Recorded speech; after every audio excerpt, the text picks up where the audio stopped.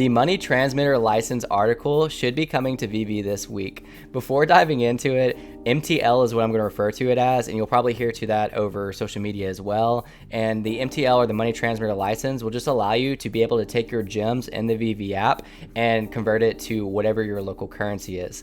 In this video, I hope to provide some encouragement to you for any of the fear that you might have before going into it, because there's a lot of negativity going around social media right now that I'd like to try to shed some light on and hopefully give a little bit of encouragement. Before diving into the video, my name is Chris, and I make weekly crypto and NFT content. If you like this type of content, please consider subscribing to the channel and liking this video for the YouTube algorithms. So I do want to give a shout out, of course. Andrew Ellis actually just so happened to make an MTL video today as well. I actually was going to make one no matter what, and then I saw he posted one. It's funny how that usually happens. I guess it's just we're all thinking of the same things at the same time. He has a really good breakdown of what MTL is from the point that it started until now. In this video, I'm mainly going to be talking about responses to some of the fear that you might have. So first and foremost, some of the things I see spreading around the community is that we're never going to get MTL because it keeps on getting delayed and pushed back and all that. I've even read things like Veve is a rug, that it's a scam, they're locking up your money.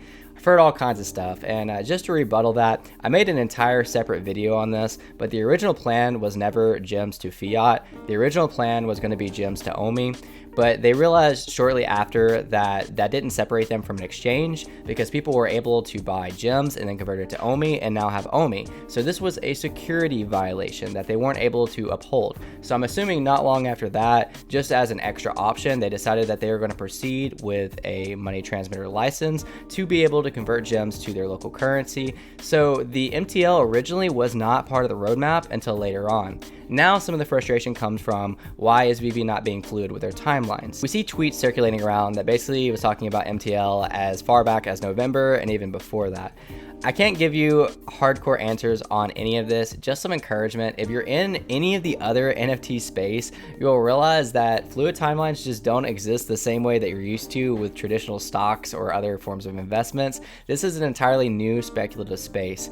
The providers that they are dealing with and the loopholes they're having to jump through is stuff that we just haven't seen before. Take, for instance, their partner with Immutable X. They had no idea that Immutable X would have problems on their back end, which is why it got delayed over and over again. A lot of times when we're having these issues, Veve can't just throw another company under the bus. They can't say, oh, our MTL provider is being delayed because Apple sucks. Like, they're not in the position to do so because of these licensing agreements. So at the end of the day, as early investors, we just have to trust the team that has developed rapport over the last year, and we have to trust the process and realize that we are early to a crypto or NFT investment. If you're so stressed about it, this might not be the field for you. If you do think this is the field for you, I encourage you to go try other NFT projects. I'm involved with a lot of other NFT projects. I'm actually working in the space now, and I will tell you that, of course, not all of them, but some of them, fluid timelines aren't even close to existing. They'll say that they're going to mint on a certain day, and they won't mint until days later. They say they're going to do certain things, and they never end up doing it. This really isn't the case for Veve, in my personal opinion. I've been here since last February, and everything that they have talked about doing, they either have followed through with, or they at least update us in some way or another on it, such as MTL. So do I believe we are going to get an MTL article this week? I do believe it might be a slow rollout process, which is okay. Maybe that'd be less people dumping in the process with it being slow rolled out, but I do believe that Veve will roll out an MTL. So I can nearly promise you, of course, I'm not affiliated with Veve, I'm not part of the team, that we will see MTL and that our money is not locked up forever. The second concern that I see is people stressed out about the 10% fees to withdraw.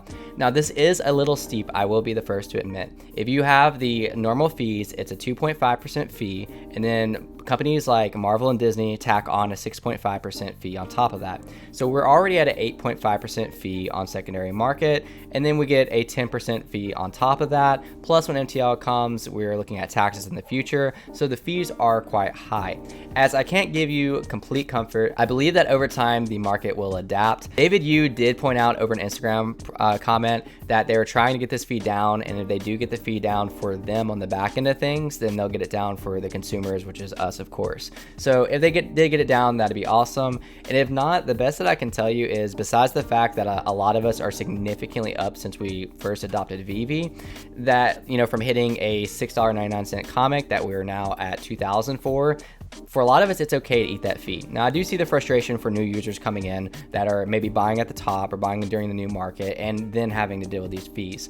I do believe that as time progresses, these fees will just be priced in as a regular market, just like OpenSea does. You'll notice that on OpenSea, gas is usually priced in. I own a business, a coffee business in real life, and I use a service that delivers food to people's houses. It's called DoorDash in my region. It's similar to Waiter or Uber Eats or anything like that. And they charge my business a 10% fee every time I use them. So all I simply do is price that into my prices. So I go up 10% on all the items that are used through this service, and it's solved. It's the same profit margin as it was before. I can definitely see this being priced in for Veve, but ultimately at the end of the day, we just have to roll with the punches. We have to trust the investment, trust the process, and especially if you are already significantly up, I see the frustration, but I just can't relate. I'm more of a roll with the punches type of person. So being up so significant from where I first started, I just don't really care as much. I do think it's steep, but I do trust that the team isn't just doing it out of greed. I'm sure there is back end things that are going on that we just don't know because we don't know everything. We don't know the service providers, what they're charging or anything like that. So I do feel for those that are just coming in, or like I said, have bought on a highs, then I could see there being a little bit more frustration, a little bit more stress, or new users coming into the app. But again, this is a new and speculative field. Even though there's fees on top of fees, there's still money to be made here, and I don't think that these fees should scare you away from trading on Veve. Lastly, one of the concerns I hear is what if you simply just don't want to do KYC, or you're scared that maybe it will be prohibited in your country to be able to access MTL.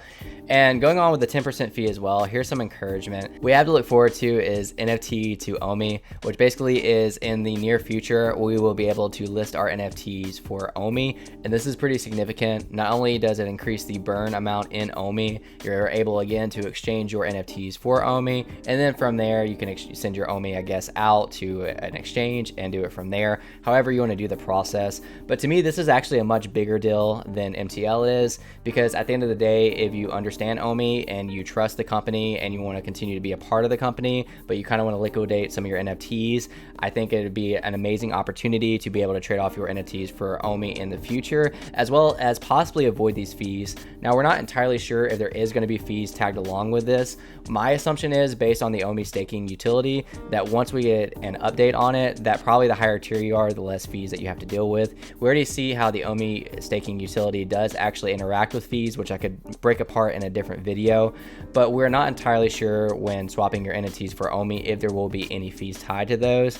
But my guess is that it will be significantly less than this 10% that we see here, and it'll probably be more rewarding in the long run, and that's what I'm most looking forward to over MTL. As always in these videos, I just try to break down my personal thoughts. I do an immense amount of research for a lot of my videos, and sometimes I just talk about things that I think should be talked about. Let me know down below in the comments what you think about the upcoming MTL article, whether you think the 10% fee is just way too harsh, whether it scares you, and maybe anything else that I talked about in this video that you either want to rebuttal or you'd like to confirm or talk about. It doesn't matter to me. Drop it below down in the comments, and I'll catch you guys next time. Peace out.